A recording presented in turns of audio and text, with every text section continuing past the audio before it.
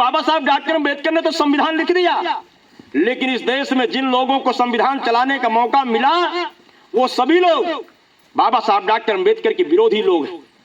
वो सभी लोग इस देश के गरीबों के विरोधी लोग हैं।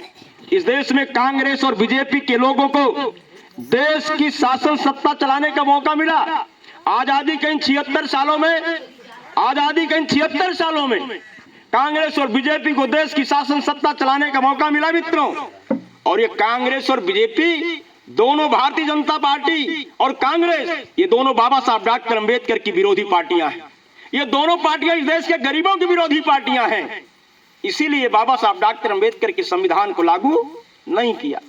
इसलिए मैं कहना चाहता हूं कि अगर कांग्रेस और बीजेपी के लोगों ने बाबा साहब डॉक्टर अम्बेडकर के संविधान को लागू कर दिया होता, अगर कांग्रेस और बीजेपी के लोगों ने बाबा साहब के संविधान को लागू करके इस देश के गरीबों का मान सम्मान स्वाभिमान सुरक्षित कर दिया होता, यदि कांग्रेस और बीजेपी के लोगों ने बाबा साहब के संविधान को लागू करके इस देश के गरीबों का हक और अधिकार दे दिया होता, तो फिर साहब कांशीराम साहब को बहुजन समाज पार्टी बनाने की जरूरत नहीं पड़ती। ये मित्रों, साहब कांशीराम साहब को बहुजन समाज पार्टी बनाने की जरूरत इसलिए पड़ी कि हमारे बाप दादाओं ने जिस संविधान को लिखा, हमारे खून खानदान के लोगों ने जिस संविधान को लिखा, उस संविधान को कांग्रेसी भाजपाई लागू नहीं किए। इसलिए हम बहुजन समाज पार्टी बना रहे हैं। और बहुजन समाज पार्टी बना करके बहुजन समाज पार्टी को हम देश और प्रदेश में इतनी बड़ी पार्टी बनाने का काम करेंगे, इतना बड़ा वटवृक्ष बनाने का काम करेंगे कि देश और प्रदेश की सत्ता अपने हाथों में लेने का काम करेंगे। और जब देश की सत्ता हमारे हाथ में आ जाएगी तो हम अपने बाबा द्वारा बनाए गए संविधान को लागू कर देंगे। और जब संविधान लागू हो जाएगा तो इस देश का दलित, इस देश का शोषित, इस देश का पिछड़ा, ये सभी लोगों को सारा का सारा अधिकार मिल जाएगा। ये चिंतन करने की बात है मित्रों। जब ये देश गुलाम था तो सारे लोग गुलाम थे। इस देश के जो अपर कास्ट के लोग हैं वो लोग भी गुलाम थे। लेकिन देश आजादी के बाद ऐसी कौन सी परिस्थिति पैदा हो गई कि इस देश का शेड्यूल कास्ट, उसके पास 1 इंच जमीन नहीं है, और इस देश जो अपर कास्ट के लोग हैं उनके पास सैकड़ों बीघे जमीन है।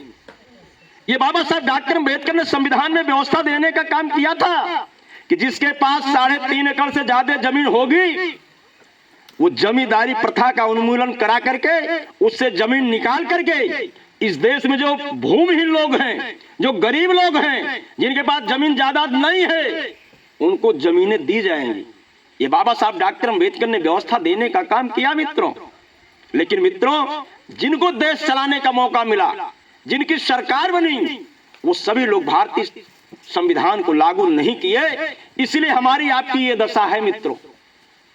लेकिन धन्य है साहब कांशीराम साहब, जिन्होंने बीएसपी बनाया और बीएसपी बना करके हमारे अपने लोगों को समझाने का काम किया कि बीएसपी क्यों हमने बनाई, बीएसपी करना क्या चाहती है। साहब कांशीराम साहब ने समझाया कि इस देश में जो गिरे हुए लोग हैं और जो गिराए गए लोग हैं उनको चलने लायक बनाना है।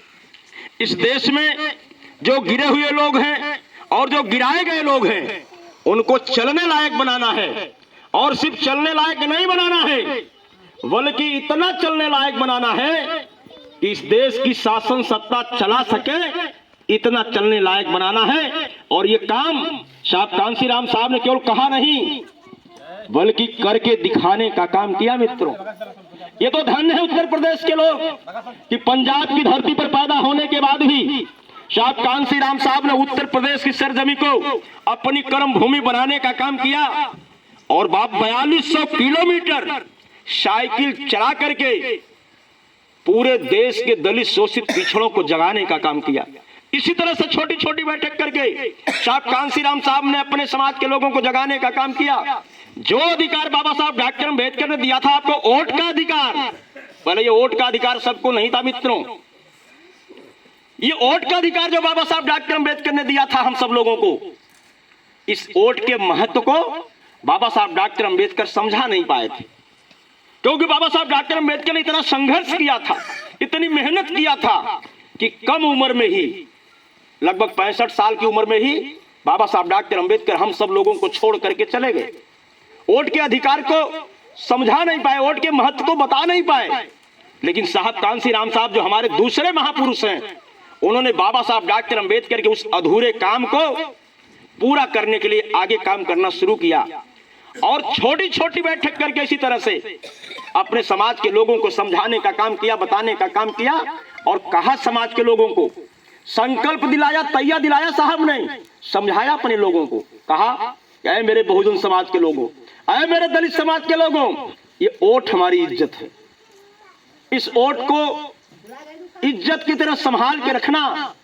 साहब कांसीराम साहब ने समझाया कि जो समाज अपने वोट की रक्षा नहीं कर सकता, वो समाज अपनी बहन बेटी की रक्षा नहीं कर सकता।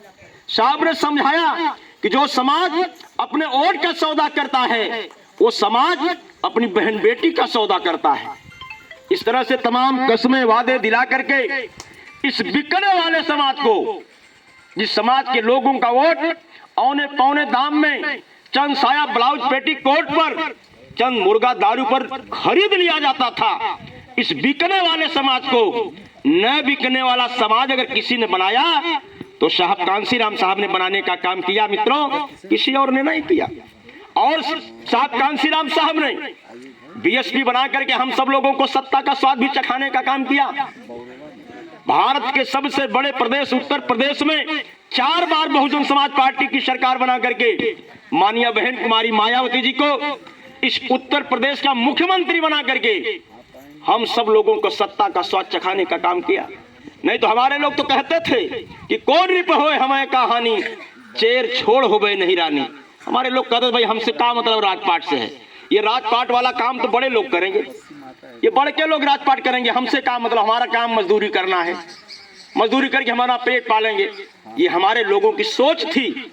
लेकिन साहब कांसीराम साहब और बहन कुमारी मायावती जी ने इस सोच को बदलने का काम किया और सम्राट अशोक के सपनों का भारत बनाने के लिए जो बाबा साहब डॉक्टर अंबेडकर ने सपना देखा था, उस सपने को साकार करने के लिए साहब कांसीराम साहब और बहन कुमारी मायावती जी ने उत्तर प्रदेश में सरकार चलाने का काम किया। मित्रों 4 बार सरकार हमारे उत्तर प्रदेश में चली। मित्रों हमारी नेता बहन कुमारी मायावती जी दलित समाज के लोगों का विकास कैसे होगा, अभी हमारे भाई बता रहे थे, मानवर कांसीराम शहरी दलित आवास योजना के बारे में चर्चा कर रहे थे।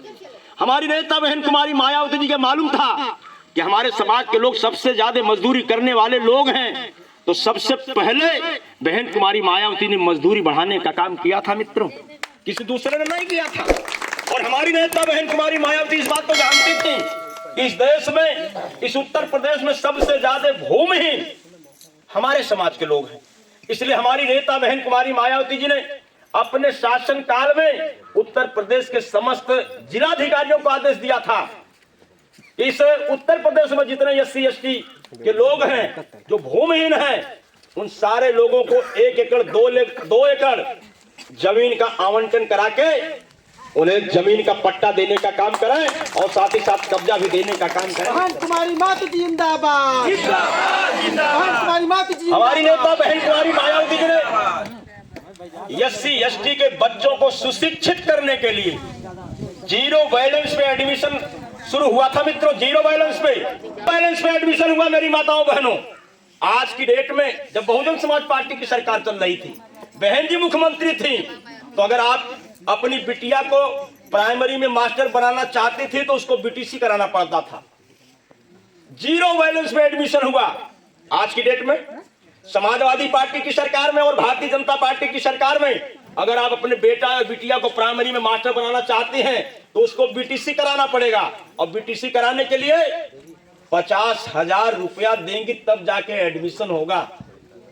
लेकिन BSP की सरकार में 0 बैलेंस पे एडमिशन होता था। अगर आप अपने बेटा को ग्रेजुएशन कराना चाहती, BA कराना चाहती, BSc कराना चाहती, BCom कराना चाहती हैं, आज की डेट में 15 से 20,000 रुपया लगेगा तब जाके एडमिशन होगा।